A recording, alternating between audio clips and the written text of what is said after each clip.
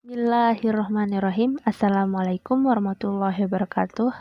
Kami dari kelompok 4 akan mempresentasikan tentang pendekatan pembelajaran open-ended. Langsung saja untuk memulai presentasi ini, marilah kita bersama-sama membaca awalul basmalah. Bismillahirrahmanirrahim. Saya sebagai moderator sekaligus pemateri pertama, Baik Fani Rindang Duyantari, akan membahas tentang pengertian dari pendekatan open-ended. Sebelum saya membahas tentang pendekatan open-ended, sebelumnya kita harus tahu apa pengertian dari pendekatan pembelajaran.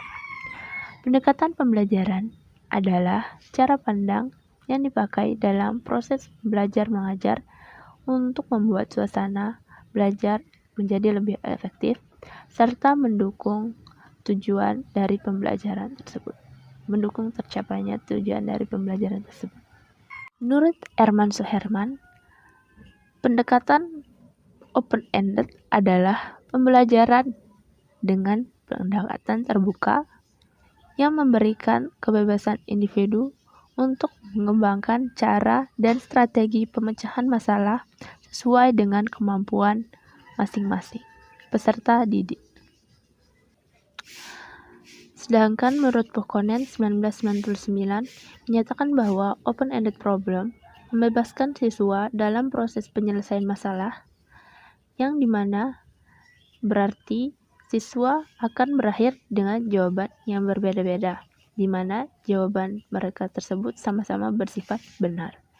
Jadi di sini para siswa dapat meningkatkan kemampuan kreativitas mereka. Pemateri kedua yaitu Lalu Muhammad Gilang Karisma yang akan membahas tentang tujuan dan prinsip dari pendekatan open-ended. Assalamualaikum warahmatullahi wabarakatuh. Saya akan melanjutkan materi dari pemateri sebelumnya.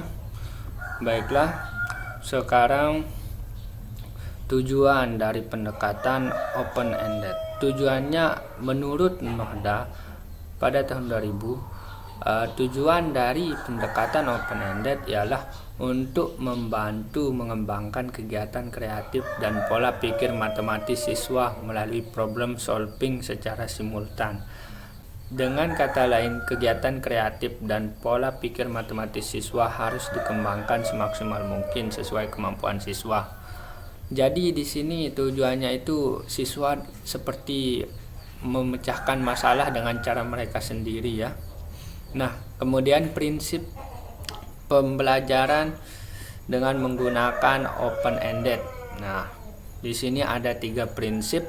Pertama, related to the autonomy of student activities, terkait dengan otonomi kegiatan kemahasiswaan. Jika mengharuskan, kita harus menghargai.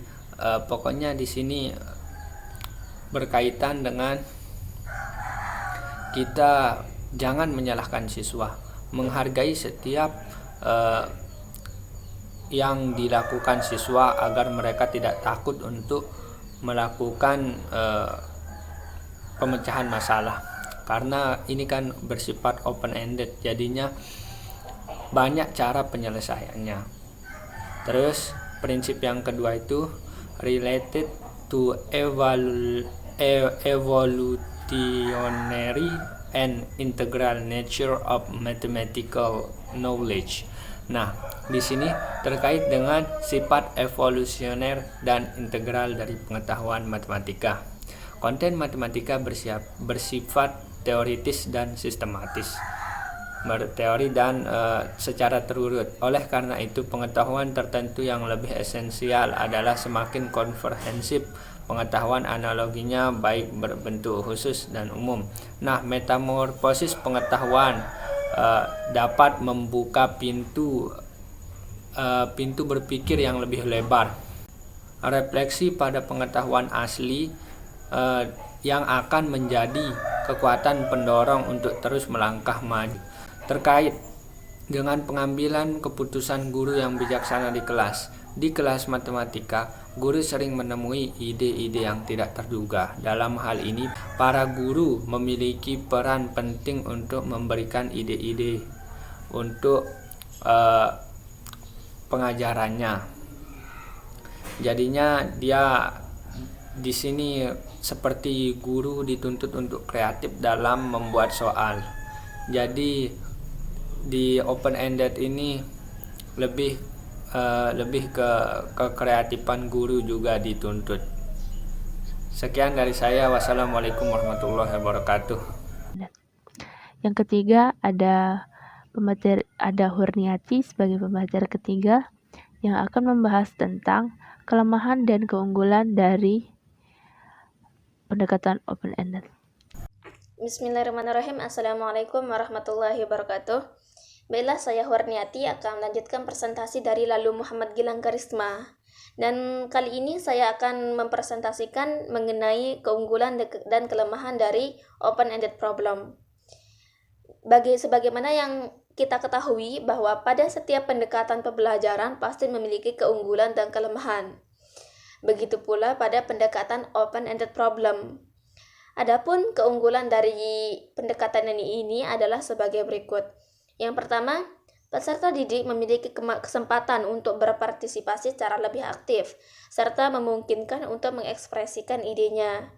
Yang kedua, peserta didik memiliki kesempatan lebih banyak menerapkan pengetahuan serta keterampilan matematika mereka secara komprehensif. Yang ketiga, peserta didik dari kelompok lemah sekalipun tetap memiliki kesempatan untuk mengekspresikan penyelesaian masalah yang diberikan dengan cara mereka sendiri. Yang keempat, peserta didik terdorong untuk membiasakan diri memberikan bukti atas jawaban yang mereka berikan. Dan yang terakhir itu adalah peserta didik memiliki banyak pengalaman, baik melalui temuan mereka sendiri maupun dari temannya dalam menjawab permasalahan yang ada. Dan adapun kelemahan dari pendekatan open-ended ini adalah sebagai berikut.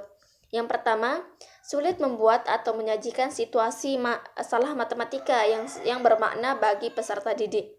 Yang kedua, sulit bagi guru untuk menyajikan masalah secara sempurna, karena seringkali peserta didik menghadapi kesulitan untuk memahami bagaimana merespon atau menjawab permasalahan dengan caranya yang diberikan. Nah, yang ketiga itu adalah karena jawabannya bersifat bebas, maka peserta didik kelompok yang agak pandai seringkali merasa cemas bahwa jawabannya itu tidak memuaskan. Dan yang terakhir itu adalah terdapat kecenderungan bahwa peserta didik merasa kegiatan belajar mereka tidak menyenangkan karena mereka merasa kesulitan dalam mengajukan kesimpulan secara tepat dan jelas. Nah, itu adalah beberapa kelemahan dan keunggulan dari pendekatan open-ended problem.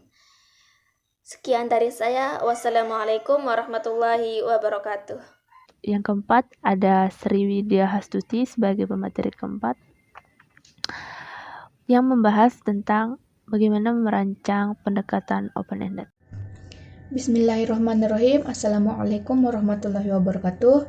Saya Sriwidya Astuti akan melanjutkan penjelasan dari teman saya mengenai open-ended problem.